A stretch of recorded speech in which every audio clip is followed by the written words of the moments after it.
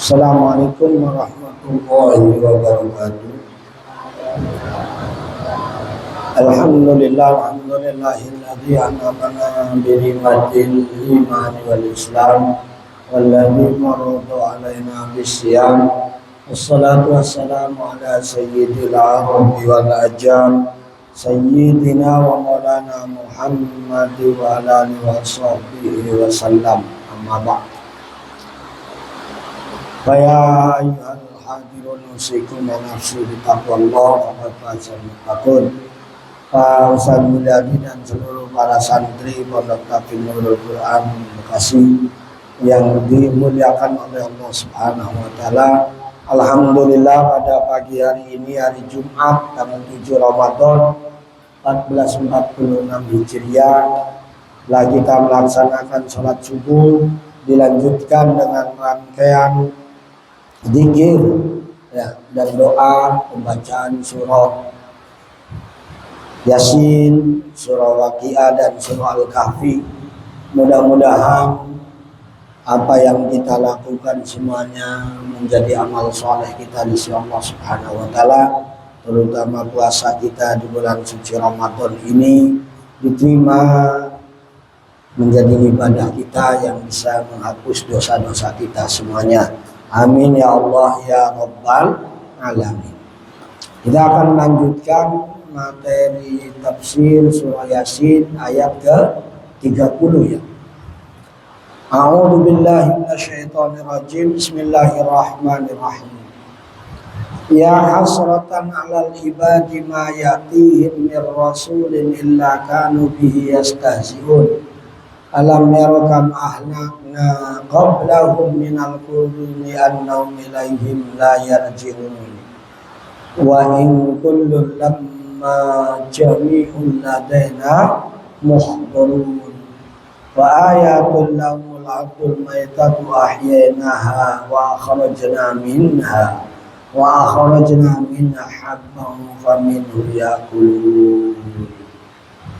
Ya hasratan, ini adalah penyesalan, alangkah nyesalnya alal ibadi terhadap hamba-hamba ya hasratan nyesal alal ibadi ngatasi pira-pira hamba haulai ngatasi mereka ya, tapi mereka wa nahum itu mimman kadzdzabur rusula fa ahlaku.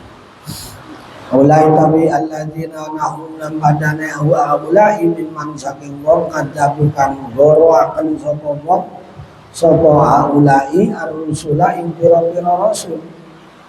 Fa uhliku maka den hancuraken sapa ulai wa hiya syiddatut ta'allum hasra wa hiya ta'azim syiddatut ta'allum ya banget nyeri wanidauha lan undang hasra wanidauha majazun tawi nidai haulai ku majazun masa ay hada au annaka yakni fahtu.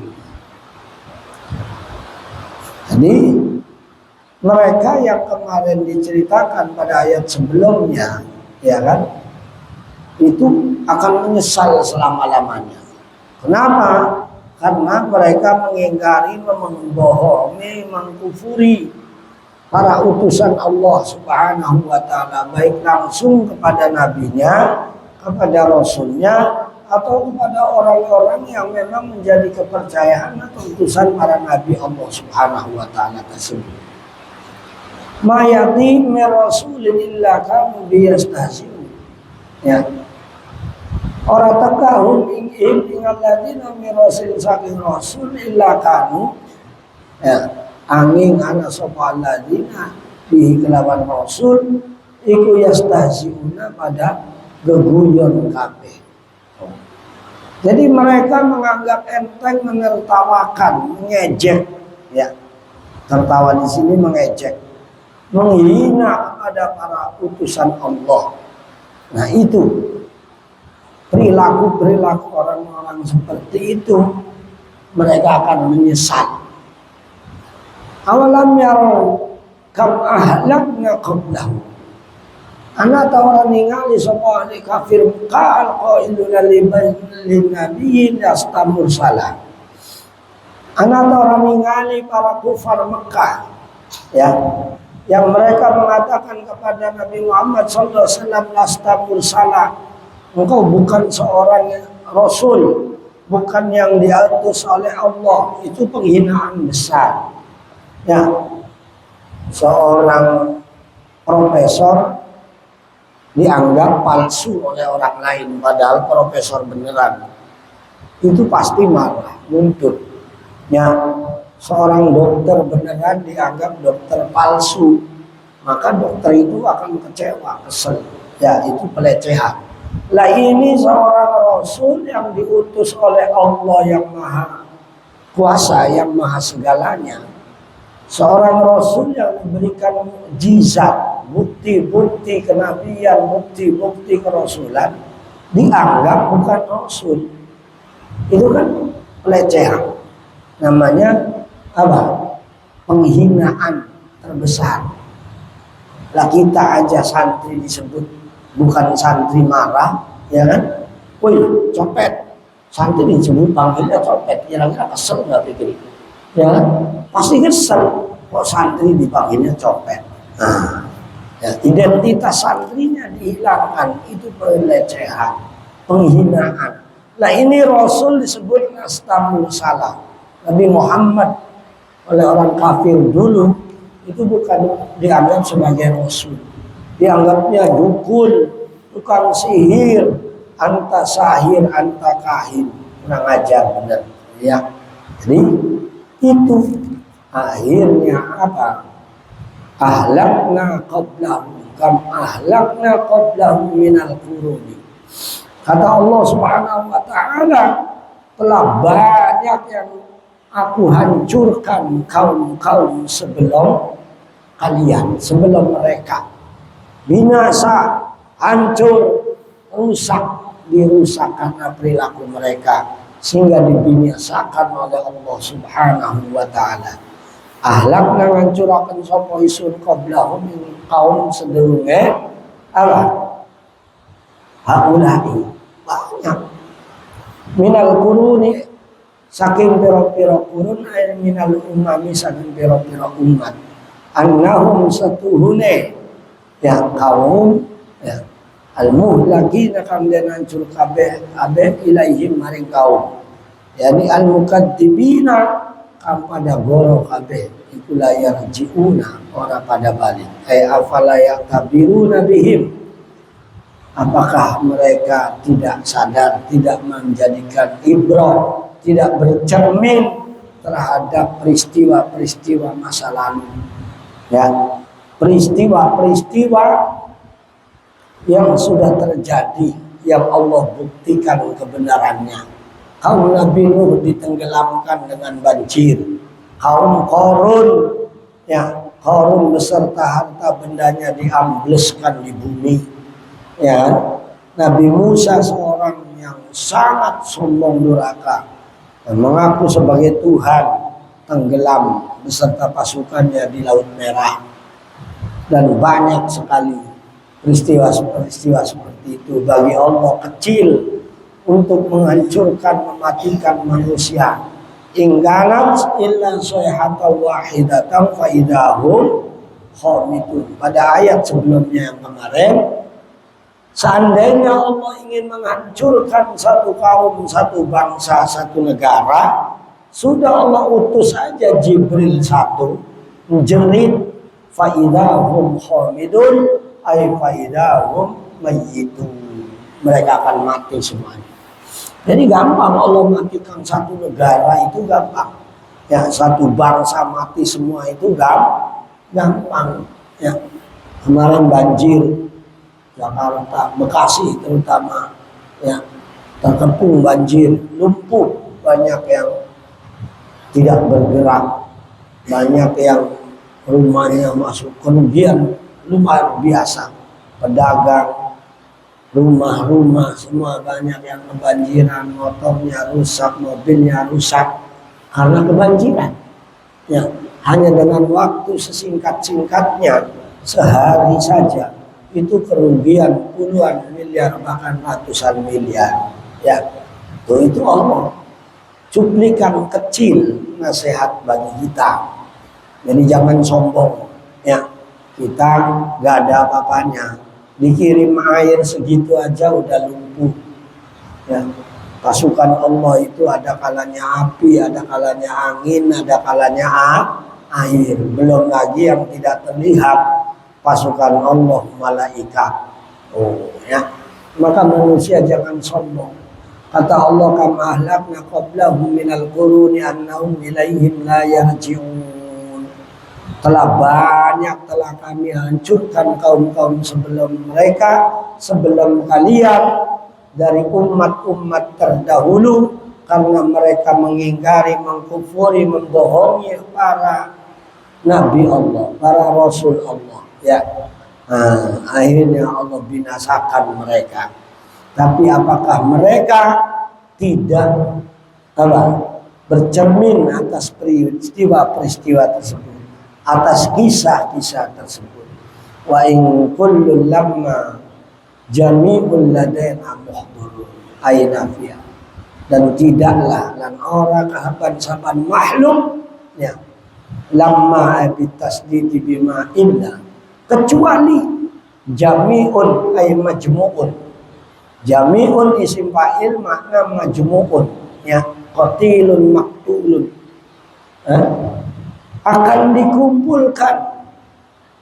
In kullun lamma, in orang, kullun saban-saban manusia, saban-saban makhluk, lamma jami'un, kecuali dikumpulkan ya, la sopo makhluk ladaina indana fil mauqifi ba'da basihim, akan dikumpulkan di sisiku, di sampingku nanti setelah mati, bangkit yaumal basi, di mahsyar dikumpulkan, majmu'una ladaina, akan digiring oleh Allah nanti menghadap Allah semua makhluk tanpa terkecuali, termasuk kita, akan bertanggung jawab terhadap apa yang pernah mereka lakukan. Bima kanu ya'malun, bima kanu yaksibun, terhadap apa yang telah mereka lakukan di dunia, min khairin aw syarrin, apakah baik perbuatannya atau buruk perbuatannya, semuanya muhdharun, dihadirkan di hadapan Allah untuk dihisab, lil hisabi, semuanya tanpa terkecuali. Maka takutlah kalian sebelum menghadap Allah. Siapa yang berani menghadap Allah besok tanpa amal?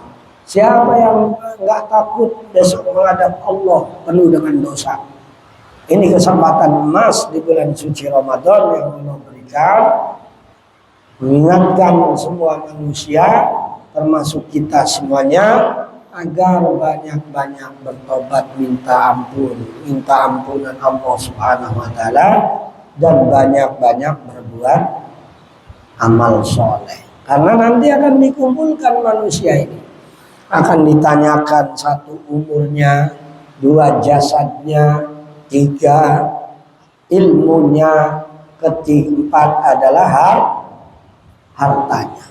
Yang semua manusia akan ditanyakan. La tazul qadam 'abdin hatta yus'ala an arba'i khisalin. Ya, manusia akan dihadirkan di hadapan Allah. Dia tidak akan bisa lari, tidak akan bisa menghindari. Kakinya tidak akan bisa melangkah kecuali 4 hal yang akan ditanyakan selesai. Ditanyakan satu. Pertama, an umrihi, dari umurnya, fima amilah. Yang umurnya akan ditanyakan untuk apa dilakukannya umur itu. Manusia tidak ada yang kuat beli umur, nggak ada yang bisa beli umur. Sebab kalau ada orang yang bisa beli umur, maka orang kaya umurnya yang paling panjang. Benar kan? Orang kaya nggak mati-mati, biarpun setahun 1 miliar berani.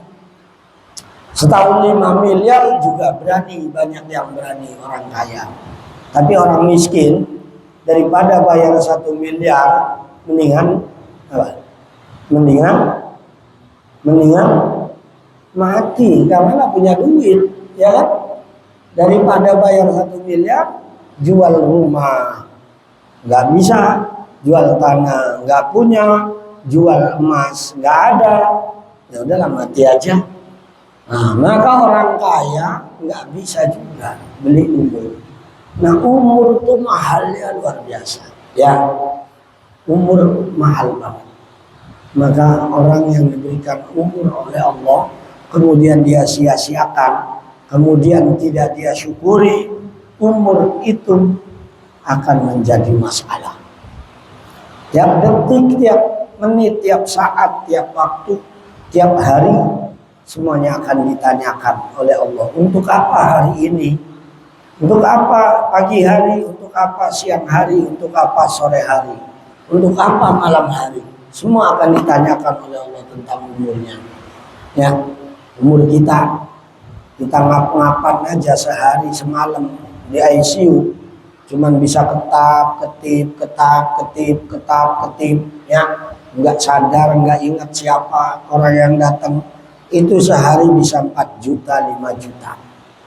Bayangin kalau kita hidup di ICU sebulan, baru ruangan dan alat-alatnya aja itu bisa sebulan 150 juta. Kalau setahun 1,8 miliar. Masya Allah. Ya kan? Coba. Siapa yang bisa bayar? Habis semua.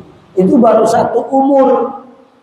Yang kedua akan ditanyakan oleh Allah, wa anjasati. Jasadnya, fisiknya, untuk apa digunakan di dunia ini? Matanya untuk apa? Telinganya untuk apa? Ya, banyak orang yang matanya sama, punya 2, tapi ada orang matanya nggak pernah lihat Quran, nggak pernah baca Quran, tapi ada juga mata yang suka baca Quran. Besok akan dihisab. Ada orang yang punya telinga, ada telinganya nggak pernah mendengarkan pengajian, tapi ada juga orang yang telinganya hanya untuk mendengarkan pengajian, hanya untuk hal-hal yang baik dan manfaat. Ini akan ditanyakan betapa mahalnya kalau kita sakit telinga, sakit mata, ke dokter spesialis mata, ke dokter spesialis THT, sekali periksa 300-400. Betapa mahalnya gigi kita, baru ngoperin 1 gigi aja bisa habis ratusan ribu bahkan jutaan. Gigi kita bolong, ditambal, sekali ditambal diperiksa 400.000. Besok masih sakit lagi, diperiksa lagi 1 gigi. Bayangin kalau kita tiap minggu sakit gigi 5 biji, mau apa kita? Sakit gigi tiap minggu 5, apa kuat kita bayar? 1 gigi 400.000. Dicabut tiap hari 5, tiap minggu 5, habis gigi caropong, disuguhin kacang, ya, kacangnya menclat. Orang ompong gak ada giginya, makan kacang gimana? Makan sate gimana? Coba orang ompong. Kita bersyukur dikasih gigi gratis, ya.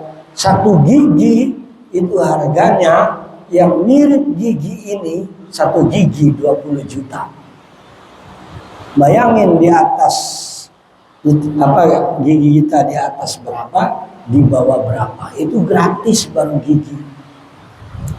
Ya, coba kalau kita pikir terus gak beriman, gak bersyukur sama Allah, belum dikasih kaki, betapa mahalnya kaki kita sehingga kita bisa main bola, bisa olahraga, bisa jalan.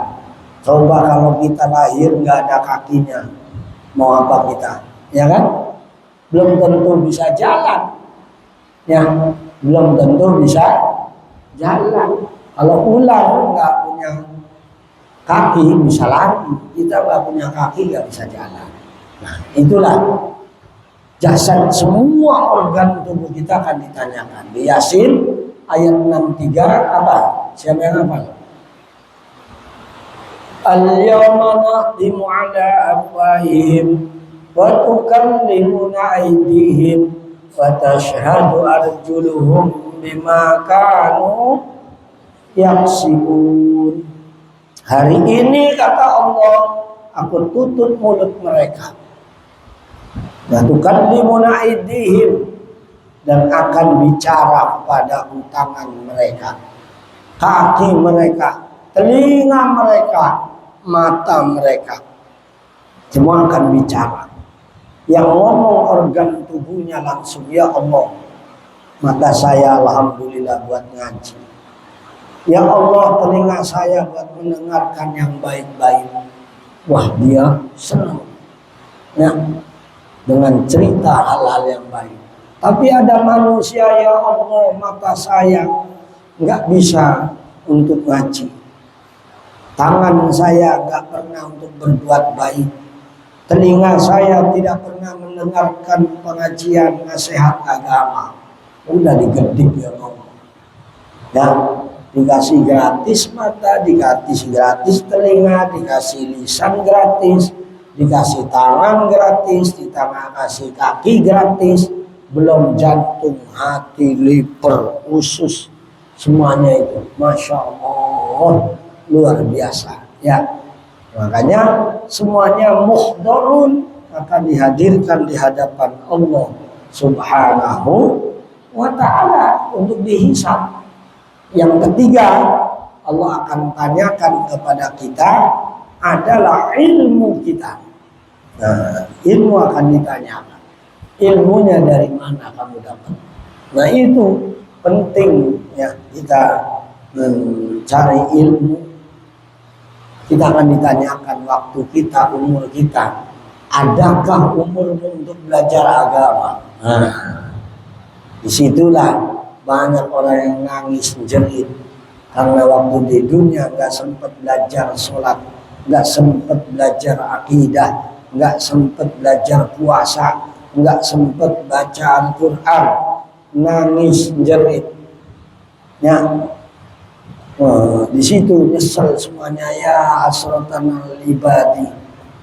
Ya, mereka dulu waktu di dunia menertawakan Rasulullah, mengejek Rasulullah, menghina Rasulullah, mayatimir rasulin illa kanu bihi yastazi'un. Nyesel mereka bukannya belajar agama, mereka datang kiai, datang ulama bukannya mau mendengarkan nasihatnya, tapi menghina, mengejek.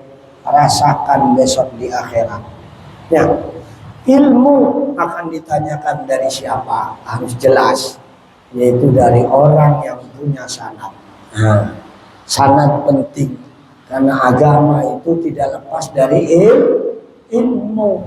Maka ilmu juga akan ditanyakan dari siapa. Bagaimana setelah punya ilmu, kita akan ditanyakan juga apakah diamalkan atau tidak. Itu juga menjadi pertanyaan nanti. Yang terakhir adalah rizki. Kemarin dibahas di Arba'in Nawawi. Rizki yang haram, rizki yang tidak halal akan menjadi penghalang diterimanya ibadah kita, akan jadi penghalang ditolaknya doa kita. Besok akan ditanyakan rizkinya dari mana, caranya bagaimana, ya, menggunakannya bagaimana. Kita akan ketahuan, ada CCTV-nya, ada catatannya. Ya, semuanya dicatat oleh Raqib dan Atid. Gak bisa kita tanggal sekian, bulan sekian, tahun sekian, tangan kamu ngambil duit orang. Ada. Jangan dikira gak ada. Sekalipun di dunia gak ketemu, koruptor kabur, ya gak ketemu, maling kabur, gak ketemu, tetap di akhirat muhdharun. Nanti tangan yang bicara, ya Allah, iya tangan saya tanggal sekian, jam sekian, tahun sekian, saya ngambil ini, punya si anu. ngomong tangannya, kakinya, wa tasyhadu arjuluhum, kakinya bersaksi, iya ya Allah, kata kaki, saya yang nganterin dia, tangannya yang ngambil, kakinya yang jalan. Kata mata, iya Allah, benar, saya yang liatin, matanya yang liatin supaya lihat mana barang yang diambil dan mana yang enggak. Telinganya mendengarkan, kata temennya bilang aman, udah ambil. Oh, semua ngomong. Oh, gantung. Harta yang kita ambil, yang kita dapat itu akan ditanyakan. Kalau harta itu halal saja, itu dihisap. Apalagi yang haram. Artinya yang halal saja itu akan ditanyakan. Apalagi yang haram, pasti akan jadi siksa. Ya. Kullu lahmin nabata minal haram wan naru aula bi. Setiap daging, darah, tulang yang tumbuh dari barang haram sebelum dikembalikan ke orangnya, maupun daging haram karena zatnya, sel babi, anjing, barang-barang haram dimakan, atau barangnya halal tapi dapatnya dengan cara haram, itu tempatnya adalah neraka. Sebelum daging itu dibakar habis di neraka, orang itu gak bisa masuk surga. Oh, ya hati-hati, hati-hati, ya hati-hati. Oh, masalah barang halal itu hati-hati. Karena kullu lahmin nabata minal haram fannaru aula bi. Daging yang tumbuh dari barang yang haram, nerakanya tempatnya. Kaifa tuqbalu salatukum wa du'a'ukum ma kana fi butunikum haram. Ya kan? Bagaimana doamu, salatmu akan diterima oleh Allah? Kamu makan dengan barang yang haram, minum barang yang haram. Kemarin apa? Kemarin akluhu wa masyarasyurbuhu wa malbasuhu haram. Ya, kemarin anna yustajabu lahu. Bagaimana mau diterima kalau di dalam perutnya, pakaiannya, minumannya, semuanya haram. Banyak ada yang haram. Nah itu semua akan dihisab. In kullu lamma jami'ul ladaina muhdharun. Jadi kita hati-hati, seperti yang kami sampaikan, puasa ini mendidik kita bukan hanya menghindari yang haram, menghindari yang halal yang belum waktunya. Boleh nggak kita habis ini makan bubur? Boleh nggak? Nggak boleh, belum maghrib. Walaupun duit kita yang beli kita itu punya kita, tapi kalau belum waktunya itu jadi dosa.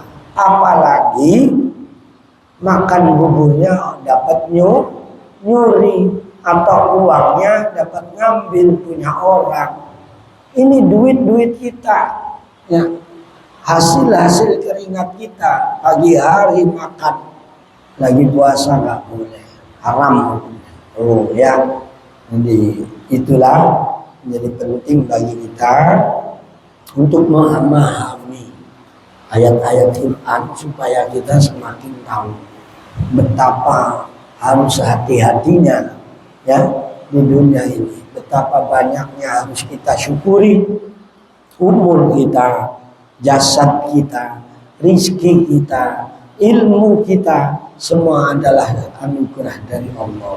Yang apabila itu semua, umur, jasad, organ tubuh kita, ya, kalau kita tidak gunakan di jalan Allah, besok akan jadi siksa. Umur yang panjang tapi tidak digunakan untuk ibadah, cuma-cuma.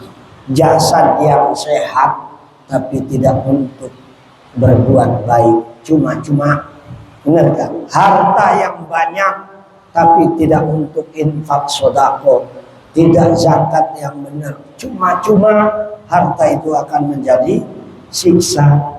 Ya, semuanya aja nikmat apapun yang Allah berikan yang tidak dijadikan sebagai sarana ibadah, semua akan menjadi siksa malapetaka.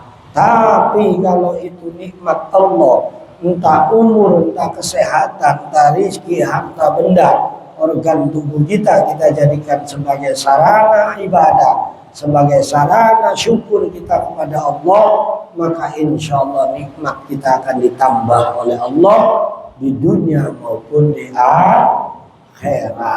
Ya, itu saja yang dapat disampaikan. Jadi sampai ayat 32, ya, ayat 32.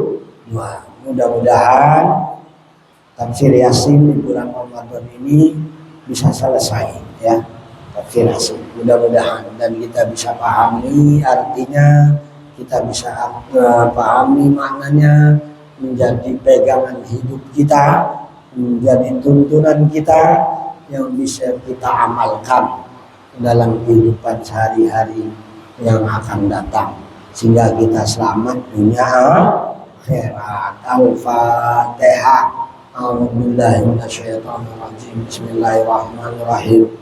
Alhamdulillahirabbil alamin arrahmanir rahim maliki yaumiddin.